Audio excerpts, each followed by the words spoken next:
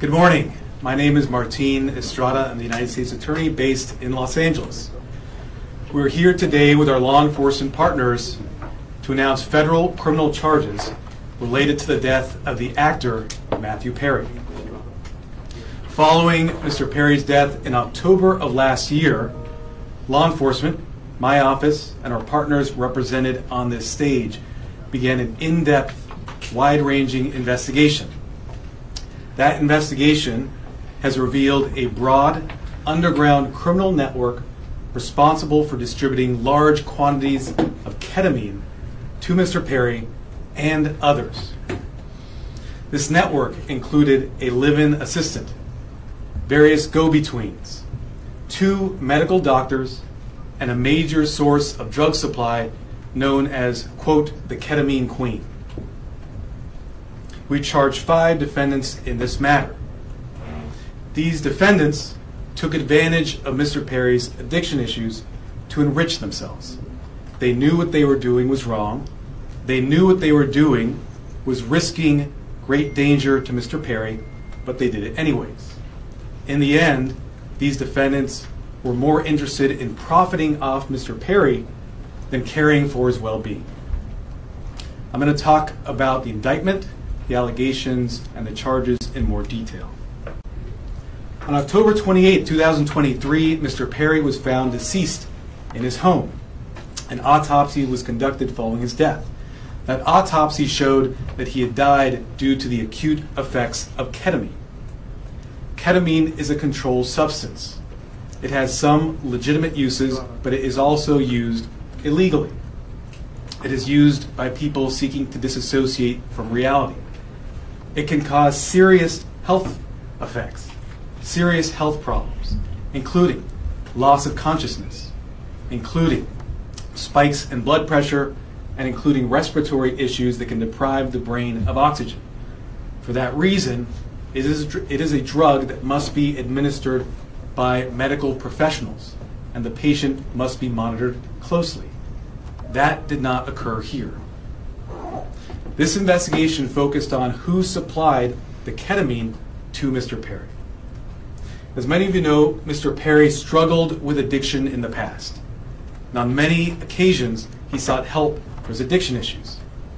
The investigation revealed that in the fall of 2023, Mr. Perry fell back into addiction, and these defendants took advantage to profit for themselves. The 2 lead defendants in this case are defendants Salvador Plasencia and defendant Jasvin Sanya. First, I'll talk about defendant Plasencia. Defendant Plasencia was a medical doctor. He worked with another medical doctor, defendant Mark Chavez, to obtain ketamine. He then worked with Mr. Perry's live-in assistant, defendant Kenneth Iwamasa, to distribute that ketamine to Mr. Perry. Over 2 months, from September to October 2023, they distributed approximately 20 vials of ketamine to Mr. Perry in exchange for $55,000 in cash.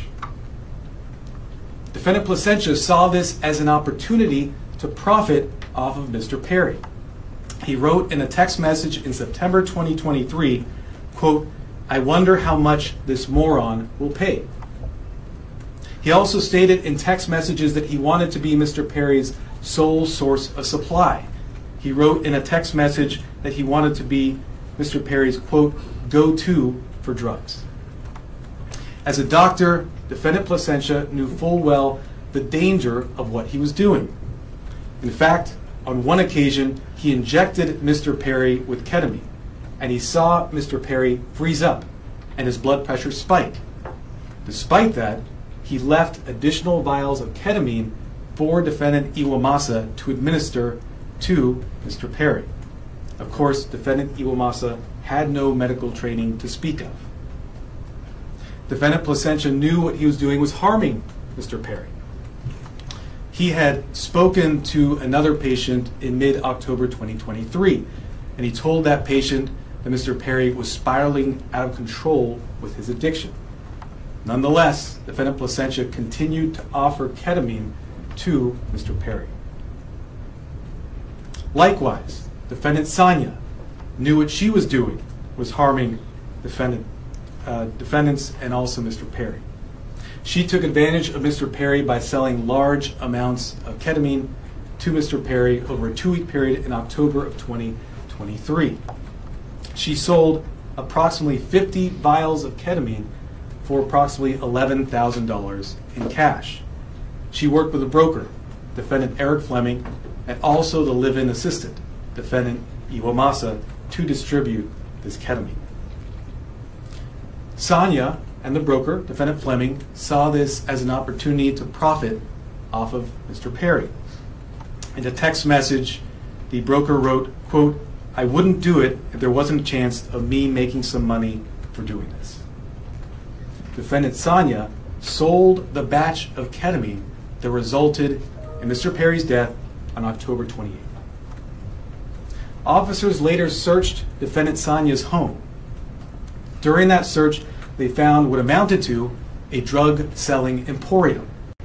They found 80 vials of ketamine, thousands of pills containing methamphetamine, cocaine, bottles of Xanax and other illegally obtained prescription drugs, and drug-selling paraphernalia including scales and ledgers.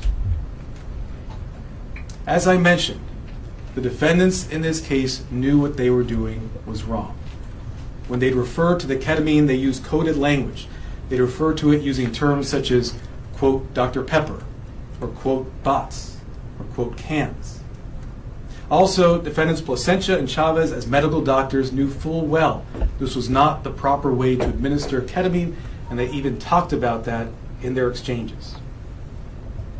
And defendant Sonia also knew that she was doing something that caused great risk to Mr. Perry.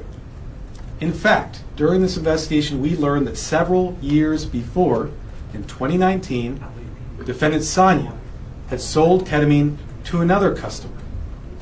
That person died the same day. And a family member of that person sent a message to defendant Sonia telling her the cause of death was ketamine.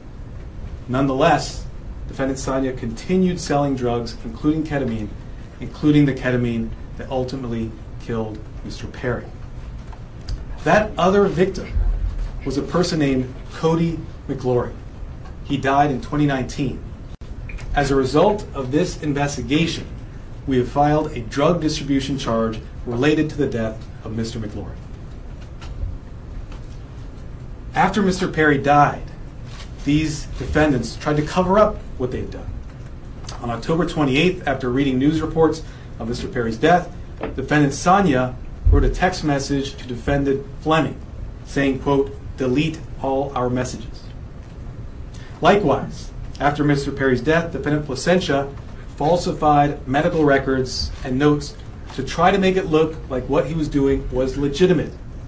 It was not. We have filed numerous federal charges against the 5 defendants. These charges include conspiracy to distribute ketamine, distribution of ketamine resulting in death, maintaining drug-involved premises for that drug-selling emporium the defendant Sonia had, altering and falsifying records related to a federal investigation for those false medical notes and records that defendant Placencia made, and multiple other drug trafficking counts. Of course, the defendants are presumed innocent until proven guilty. The penalties these defendants face are very significant. With regard to defendant Placencia, the statutory maximum sentence he faces is 120 years in federal prison. With regard to defendant Sonia, the statutory maximum she faces is life imprisonment. By filing these extensive and serious charges, we are sending a clear message. If you are in the business of selling dangerous drugs, we will hold you accountable for the deaths that you cause. This is nothing new for us. Since 2022, my office has filed over 60 cases against drug dealers who've caused the death of another person. These cases are known as death resulting cases. They are labor-intensive cases, and we work with our law enforcement partners, including ones represented here today, to bring those cases. Our office is a national leader in bringing those cases. They're very important because every victim's life counts. If you are in the drug selling business and you're selling dangerous drugs, you are playing roulette with other people's lives, just like the 5 defendants here did to Mr. Perry. Defendants nowadays are on full notice that the products they sell could result in the death of another person. Therefore, if you're in the drug business, and despite these risks you continue in the drug business, you are pushed by greed to gamble with other people's lives, be advised, we will hold you accountable. I want to thank our partners in this case, the Los Angeles Police Department, the Drug Enforcement Administration, and the U.S. Postal Inspection Service. These investigators did a phenomenal job digging into the case, looking at every angle to develop a case, a strong case, against not only those who killed Mr. Perry, but also Mr. McGlory. I want to note that these cases are important and will continue to collaborate with our law enforcement partners to bring them, to ensure that justice is brought to every victim. And finally, let me thank the prosecutors responsible for the investigation and the prosecution of this case. Those are Assistant United States Attorneys Ian Yanello and Xiaohan Tsai. And now I'd like to introduce Chief of Los Angeles Police Department, Dominic Choi.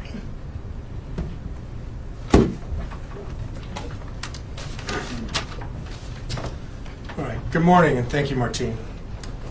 You know, while it's tragedy that brings us all here together, I'm happy to stand here knowing that these dangerous individuals are no longer on the streets and they won't be able to harm anyone else. The Los Angeles Police Department and our partners here today, we're committed to investigating all cases like this, and it's regardless of someone's background or socioeconomic status. And just with all of our cases, this investigation was done impartially. We let the facts drive this investigation, and those facts led us to a group of individuals who were responsible for supplying and distributing to Mr. Perry narcotics that led to his unfortunate and untimely death. The group standing here today, it's a prime example how our partnerships and our collaboration can yield meaningful results.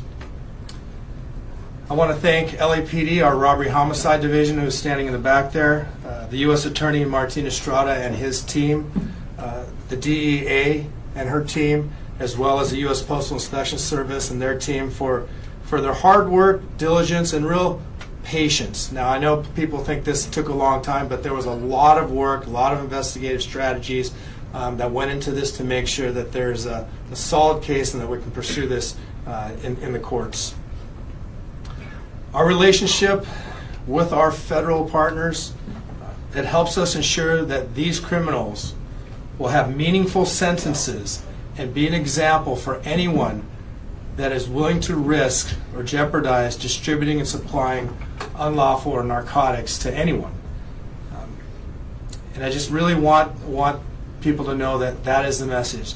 You cannot get away with this regardless of your background or socioeconomic status. Breaking the law is breaking the law, and you are dangerous and you are jeopardizing lives. So thank you all of my partners, for being involved in this and bringing us to where we are at today. And at this time, I'd like to introduce DEA Administrator Ann Milgram.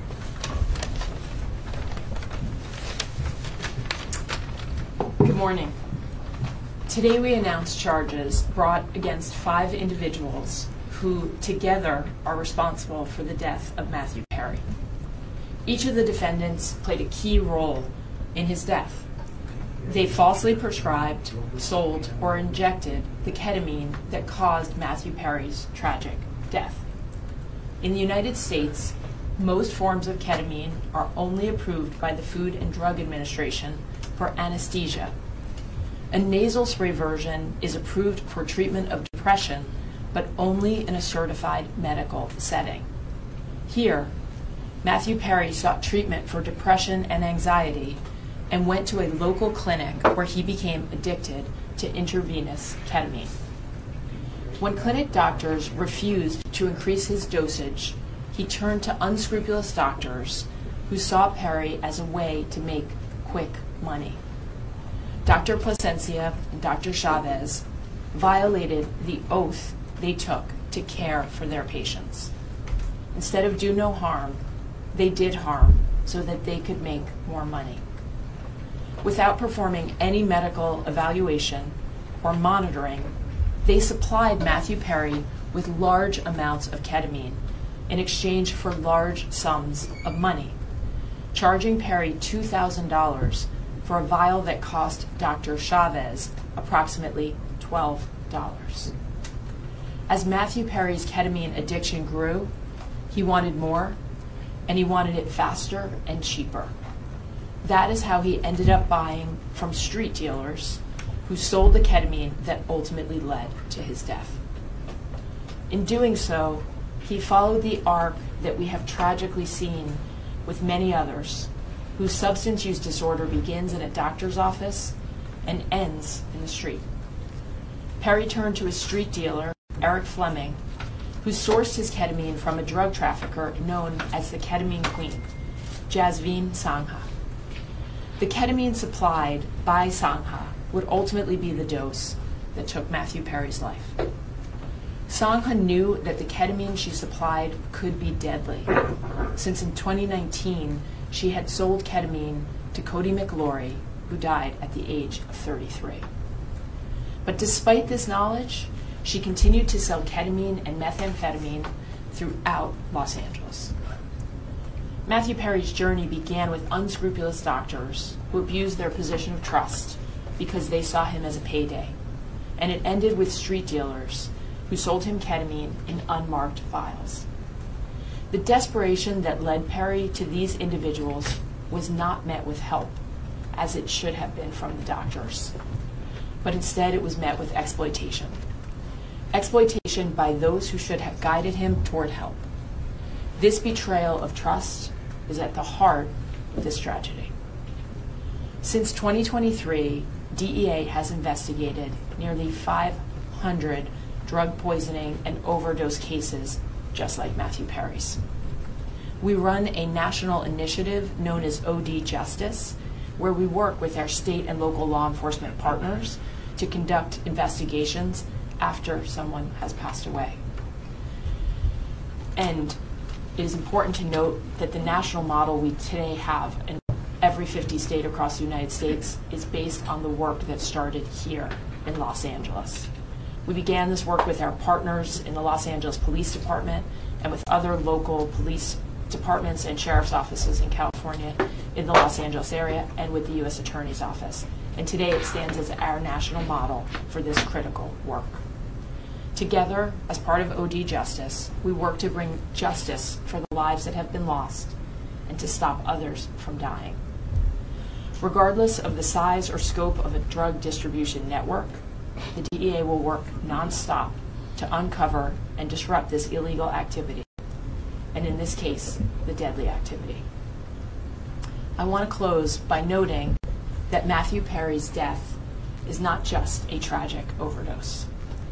After his 2020 book openly discussed his struggles with substance use disorder, Matthew Perry told podcast host Tom Power that he would prefer to be remembered for helping people rather than for his work on Friends as Chandler Bing. And so perhaps what has happened and the tragic details that we are discussing today can help others and save lives. I want to thank the Los Angeles Police Department, the United States Postal Inspection Service, and the United States Attorney's Office in the Central District of California for their tremendous partnership and their outstanding dedication to this case. I also have the privilege of serving every single day with the men and women of the DEA, and today I want to particularly recognize the outstanding work of our Los Angeles Field Division, as well as our diversion investigators who tirelessly worked on this case to bring justice to the victims and the families. Thank you. It's now my privilege to introduce Postal Inspector Shields.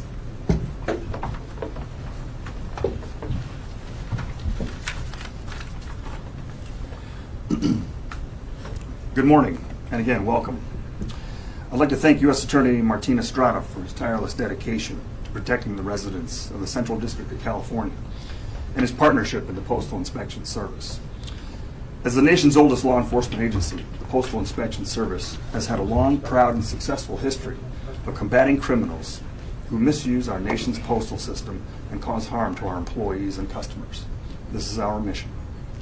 In this case, our agency, in partnership with the Los Angeles Police Department, the Los Angeles Drug Enforcement Administration, and the U.S. Attorney's Office, worked to seize, search, and analyze evidence that has culminated in arrests and a dismantling of the group that is responsible for providing the ketamine and the reported contributed to the death of Matthew Perry. In this case, these individuals knowingly and willfully distributed ketamine to Mr. Perry as he struggled to overcome addiction, which ultimately led to Mr. Perry's tragic demise. Unfortunately, every day in this country, families are grieving for their loved ones lost to drug overdoses. We want these families and the American public to know that the Postal Service will not be an unwitting accomplice to anyone using the U.S. mail to distribute illegal drugs or drug paraphernalia.